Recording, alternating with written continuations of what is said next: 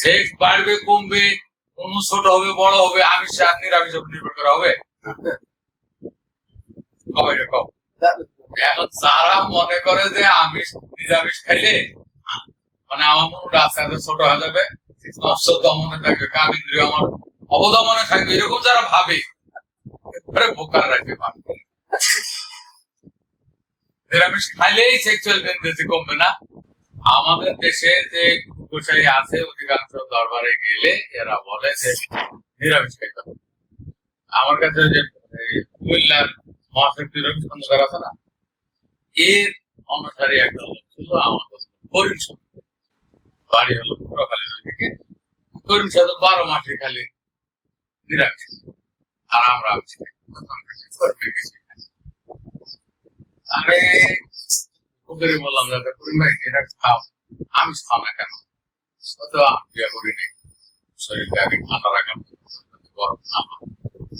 এই ধরনের অধিকাংশ লোকের থেকেই শোনা যায় যে মাছ মাংস ডিম আমিষ খেলে পুরুষের সেক্সুয়াল টেন্ডেন্সি বাড়ে, নারীরও সেক্সুয়াল টেন্ডেন্সি বাড়ে। এই কারণে ওরা মাছ মাংস খায়। মাছ মাংস না, আমার কথা হলো, আমার বুদ্ধিটা হলো পৃথিবীর ভিতরে সর্বভূম হলো মাছ। ঘোড়া তো কোনোদিন মাছ মাংস খায় না। ঘোড়ার নুনুরা কি তোমার নুন হচ্ছে ছোট? নিরামিষ খায়, নুন তো ছোট হওয়ার কথা।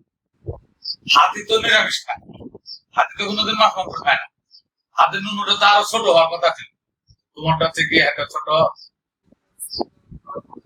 সেক্স বাড়বে কমবে, কোন ছোট হবে বড় হবে, আমিষ আর নিরামিষ উপর নির্ভর করা হবে? কবে কম?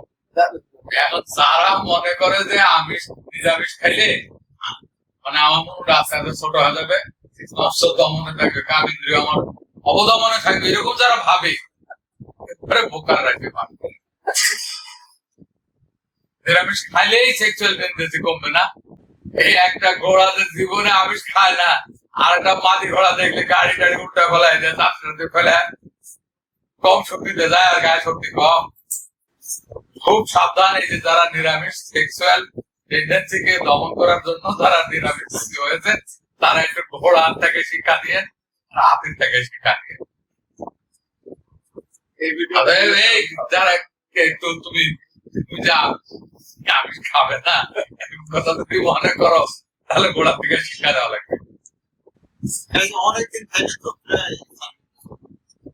আপনি কি মাছ মাংস কিছু খাও না? মাছ খাই, মাংস ডিম খাও না? এরকম মনে থেকে রুচি আসে না, রুচি না এলো। এ হলো নিরামিষ বুঝে যারা তাদের ঘটনা। হ্যাঁ, চড়ুই পাখি, এই যে চড়ুই পাখি যে নিরামিষ খায়, টেন্ডেন্সি কম। আসলে এইরকম নিরামিষ খাইয়া যারা ইন্দ্রিয় অবদমন করে রাখতে চায়, তো তারা না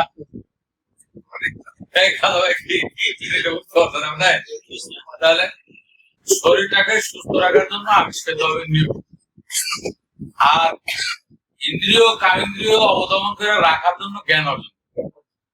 জ্ঞানের উপরে ঔষধ নাই। জ্ঞান তার যত বেশি হয়ে যায়, তুমি কি বলো যে জ্ঞানের কি জানি, জ্ঞানের সঠিক ব্যবহার কি জানি, যে যত টাকা কামাবে সে তত বড় জ্ঞানী, আর আদারওয়াইজ যা আছে এগুলো তেমন জ্ঞানী না। এক কথা প্রথম আরেকটা স্টেপ হলো right use of money. Right use of money, সে যত বাড়াবে সে তত জ্ঞানী। জ্ঞানী কাজ হলো দেহকে সুস্থ রাখা, সংসারকে সুখী রাখা, দীর্ঘায়ু লাভ করা, আর জন্য তার বিষয়।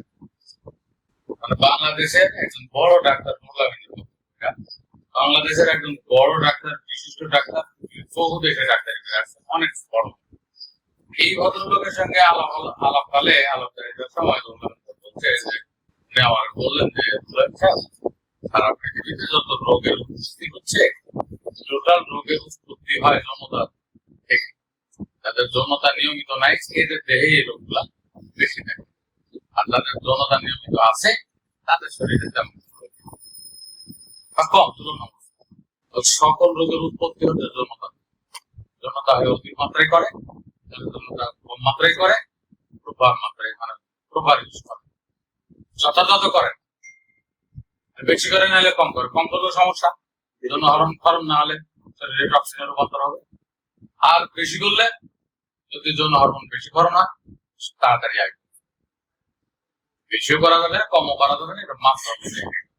মাত্রাটা কত আমাদের উপর মাত আছে, মাসে 1 বছরে 12 যত হ্রাস করতে পারে, এটা হলো আমাদের ভারতবর্ষের যোগীদের জনতাটা, মাসে 1 বছরে 12 যত কমাতে পারে। আর আরবদের দেহ সুঠা, খাদ্য ভালো, পরীক্ষা নিরীক্ষা করে খাবার, আমাদের এখানে তো রোগের অন্ত নেই। মধ্যপ্রাচ্যে যেটা সৌদি আরব, আরাবিয়ান পেনিনসুলা যেটা আরব, তাদের ঋষিরা যোগীরা মানে তাদের অলি দরবেশরা রিকমেন্ড করে গেছে যে সপ্তাহে একদিন, মাসে 4, এই যে জুমা, সালাতুল জুমা এটা থেকে এই জন্য রাতে গেছে। সালাতুল জুমার হাকিকতটা জানলে, সালাতুল জুমা, জুমা মানে একত্রিত হওয়া, জমা হওয়া, মজমা করে না হকাররা লোকজনকে এক জায়গা করে, যে জায়গাটা করো জায়গাটার নাম হলো মা। আর যে জায়গায় সমাবেত করে এই অনুষ্ঠানটার নাম হলো মজমা, যে জায়গায় সমাবেত করে এটার নাম হলো ইজতেমা। ইজতেমা যেটা জমায়েতের স্থান, আর লোকজনের যে অনুষ্ঠানটা এটা হলো মজমা। আর মূল শব্দটা হলো জমা, মানে একত্রিত হওয়া, আমাদের ভারতীয় যোগীদের আর হলো ভারতীয় অলি দরবেশদের মানে সেক্সুয়াল শিডিউলের যে রাজনীতিটা শুধু এই আমাদের দৈহিক দুর্বল হওয়ার কারণে ভারতবর্ষের মানুষের আর আরবীয় উপদ্বীপের মানুষের দৈহিক ভাবে সুঠাম হওয়ার কারণে এই পার্থক্য। আমাদের সেক্সের শিডিউল হলো সপ্তাহে একদিন, আর আমাদের এই ভারতবর্ষের সেক্সের শিডিউল হলো মাসে। বুঝেছিস?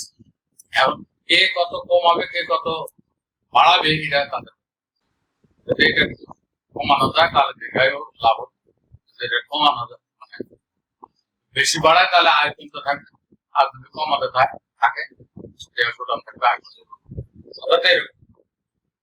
মূল হলো এটা, এখান থেকে বেশ থাকবে। যাই হোক, সর্বসাকুল্য আপনাদের বলতে পারি যে খাবার, ঘুম এই দুইটা যদি কোনো মানুষের ঠিক থাকে তাহলে ওই মানুষটা আস্তে আস্তে নির্ভর আছে, আপনারটা ঘুমাতেই হবে। এবং খাবারটা এটা স্বাস্থ্যসম্মত হতে হবে।